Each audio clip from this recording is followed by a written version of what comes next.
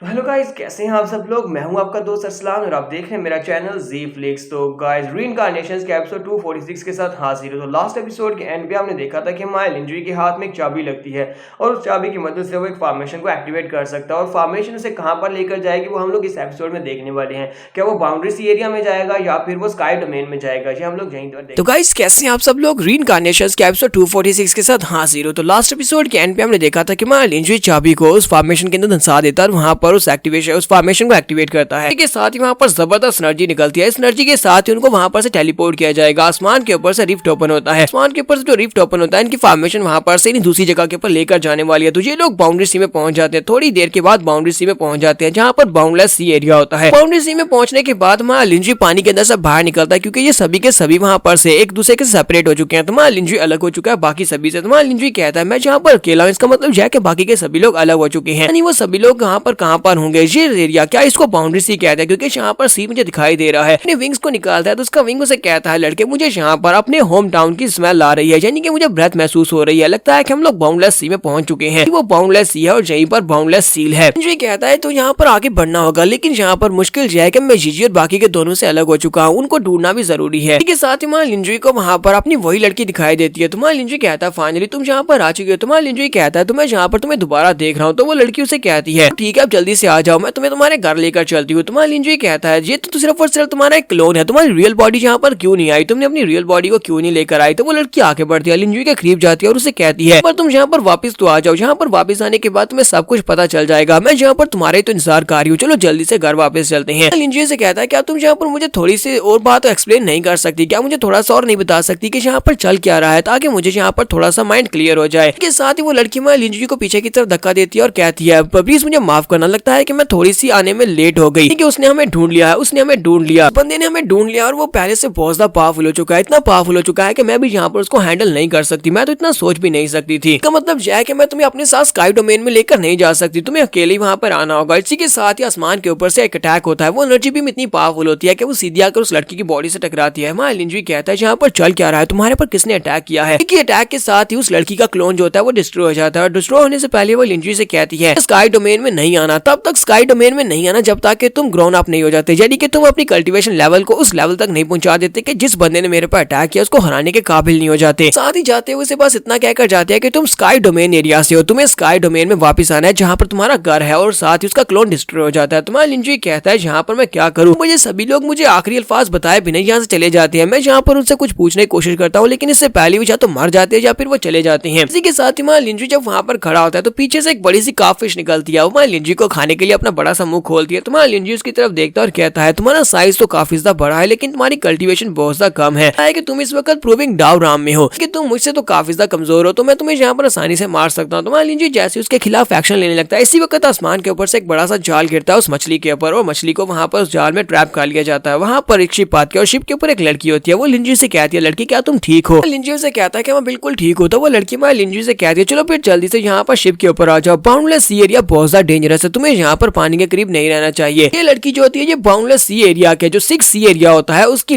Princess होती है जिसका नाम फैन ज़ेन होता है। लिंजुई जल्दी से जंप करते ऊपर चला जाता है और उससे कहता है यंग मिस तुम्हारा बहुत बहुत शुक्रिया। तो वो उसे कहती है लड़के तुम्हारा नाम क्या और तुम यहाँ पर क्या कर रहे हो, तुम्हारा इस बाउंडलेस सी के अंदर क्या काम है, तुम पानी के करीब क्या कर रहे थे, क्या तुम्हें बिल्कुल भी डर नहीं है कि यहाँ पर बड़े बड़े जो बीस्ट है वो तुम्हें खा जाएंगे। लिंजुई से कहता है कि मेरा नाम लिंजुई है और मैं यहाँ पर अपने दोस्तों से अलग हो गया हूँ, तुम यहाँ पर मुझे बता सकते हो अगर मुझे यहाँ पर अपने दोस्तों को ढूंढना है तो मैं उनको कैसे ढूंढ सकता हूँ। तो वो लड़कियों से कहती है तुमने कहा कि तुम्हारा नाम लिंजुई है, लिन जो नाम है ये तो स्काई डोमेन के लोगों का नाम है, यानी कि जो उनका सर नेम है, क्या तुम स्काई डोमेन से हो। तो लिंजुई कहता है नहीं मैं स्काई डोमेन से बिल्कुल भी नहीं हूँ। फिर साथ ही वो से कहता है क्या तुम मुझे यहाँ पर कोई तरीका बता सकते हो कि मैं अपने दोस्तों को कैसे ढूंढ सकता हूँ, मुझे बताओ कि मैं अपने दोस्तों को कैसे ढूंढूं। तो वो से कहती है एरिया तो बहुत ज्यादा कॉम्प्लिकेटेड है, बहुत ही बड़ा एरिया है, तुम यहाँ पर इतनी आसानी के साथ अपने दोस्तों को नहीं ढूंढ सकते। वैसे मुझे ये बताओ कि तुम्हारे जो दोस्त तुमसे बिछड़ गए हैं वो दोस्त कल्टीवेशन में कौन से लेवल पर है, उनकी कल्टीवेशन कौन से लेवल पर है। लिंजुई की बात सुनने के बाद कहता है कि मैं यहाँ पर बिल्कुल भी नया हूँ, क्या तुम मुझे मिस यहाँ पर बता सकते हो कि यहाँ पर तुम लोग कल्टीवेशन लेवल्स को कौन कौन सी राम्स में डिवाइड करते हो, फिर मैं तुम्हें बता सकता हूँ कि मेरे दोस्त कौन सी कल्टीवेशन लेवल पर है। लड़कियों से कहती है ये तो यहाँ की कॉमन नॉलेज है, लगता है कि तुम्हें यहाँ पर कुछ भी नहीं पता, तीनों दुनियाओं के अंदर यहाँ पर कल्टीवेशन लेवल बिल्कुल सेम है, यानी कि तीनों जो दुनियाएं हैं उन सभी में कल्टीवेशन लेवल एक ही जैसे हैं। लिंजुई से कहता है कि अगर मैं यहाँ पर तुम्हें सच्ची बात बताऊं तो मैं बाउंड्री सी के नीचे जो एक छोटा यूनिवर्स था मैं वहां से आया हूँ, यानी कि एक बहुत ही छोटे यूनिवर्स से आया हूँ, इसलिए मुझे यहाँ पर कुछ भी नहीं पता, तीनों दुनियाओं के बारे बारे में मुझे आज पता चला, इससे पहले तो मुझे पता भी नहीं था। तो फैन ज़ेन उसे कह दिया, तो इसका मतलब यह है कि तुम वाकई में यहाँ पर बाउंड्री सी के नीचे से आए हो, तो इसी वजह से तुम्हें यहाँ पर राम्स के बारे में कुछ भी नहीं पता। लगता है कि तुम्हारा कल्टीवेशन लेवल बहुत ज्यादा लो है, इसी वजह से तुम्हें कुछ भी नहीं पता। यहाँ पर मैं तुम्हारी कल्टीवेशन को सेंस भी नहीं कर पा रही। उसे कहती है अच्छा ठीक है, मैं तुम्हें यहाँ पर बताती हूँ कि यहाँ पर कल्टीवेशन लेवल्स क्या होते हैं। वो कहती है मैं यहाँ पर लो लेवल के लोगों के बारे में बात नहीं करूंगी, तो यहाँ पर ऊपर वाले लेवल के लोगों की बात करूंगी जो कि सुप्रीम राम से स्टार्ट होते हैं। पर लोगों के कल्टीवेशन लेवल सुप्रीम राम से, उसके बाद प्रूविंग डाव राम में आते हैं, और उसके बाद हाफ स्टेप सेलेस्टियल इमॉर्टल्स और फिर सेलेस्टियल इमॉर्टल्स और उसके बाद स्पिरिट किंग राम आती है।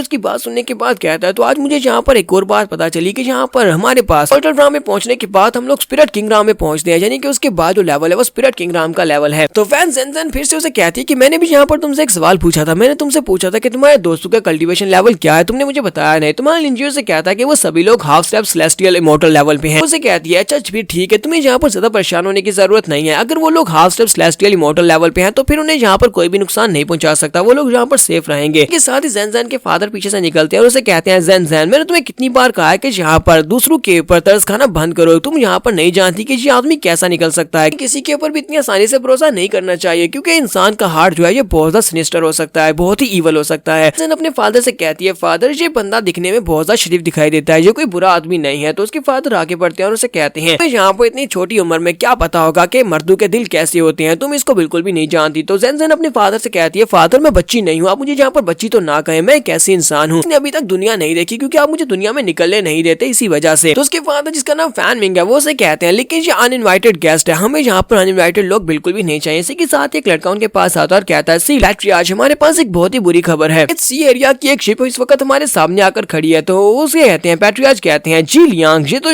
जी लियांग की शिप है, लेकिन वो कमीनी यहाँ पर क्या कार्य, लगता है कि वो गिव अप नहीं करने वाली है। उसकी हिम्मत कैसे भी यहाँ पर फिर से आकर हमारा रास्ता रोकने की। तो फिर ठीक है मैं यहाँ पर जाकर उससे बात करता हूँ। वो सोच रहा होता है ये बंदा जो यहाँ पर अभी शिप के ऊपर आया है इसका कल्टीवेशन लेवल तो बहुत ही लो है, यानी कि मैं इसको देख भी नहीं पा रहा, मुझे लगता है कि मैं इसे बिल्कुल भी खतरा नहीं है। सबसे पहले जाकर लियांग से मिलते हैं और उससे निमटते हैं। तो इसी के साथ एक और लड़का भागता हुआ उनके पास आता है, कहता है सर मैं यहाँ पर रिपोर्ट देने के लिए आया हूँ, 7C एरिया की तरफ से भी एक शिप यहाँ पर आई है। तो मास्टर काफी ज्यादा खुश हो जाते हैं और कहते हैं ये तो बहुत ही अच्छी बात है, क्योंकि 7C एरिया के लोगों के साथ हमारी काफी ज्यादा अच्छी दोस्ती है कि ज़ाओमो यहाँ पर अपने लोगों के साथ मुझसे मिलने के लिए आया है, तो फिर ठीक है हम उनको यूज कर सकते हैं जी लियांग को यहाँ पर से फेंड ऑफ करने के लिए। वो कहता है चलो फिर जल्दी से वहाँ पर चलते हैं और जाकर देखते हैं कि शिप को वहाँ पर ब्लॉक किया गया होता है, सामने से 7th एरिया से और दूसरी तरफ से 8th एरिया से दो लोग वहाँ पर उनकी शिप को ब्लॉक कर रहे होते हैं। मास्टर फैन वो वहाँ पर अपनी शिप के ऊपर सामने खड़े होते हैं और दूसरी तरफ से कहते हैं जिंग तुम यहाँ पर क्या कर रहे हो, तुम्हारा मास्टर कहाँ पर है, तुम्हारा लॉर्ड ज़ाओमो कहाँ पर, उसे यहाँ पर होना चाहिए था। ये डिप्टी सी लॉर्ड होता है जो कि अपने मास्टर को धोखा देकर यहाँ पर शिप लेकर चला है ताकि यहाँ पर मास्टर फैन और उनके लोगों को यहाँ पर नुकसान पहुंचा सके। तो वो उसे कहता है हमारे पैट्रियार्च यहाँ पर पर्सनली नहीं आ सके, लेकिन हम लोग यहाँ पर पर्सनली तुम्हें यहाँ पर वेलकम करने के लिए आया, क्योंकि हम लोग चाहते हैं कि तुम इस बार जो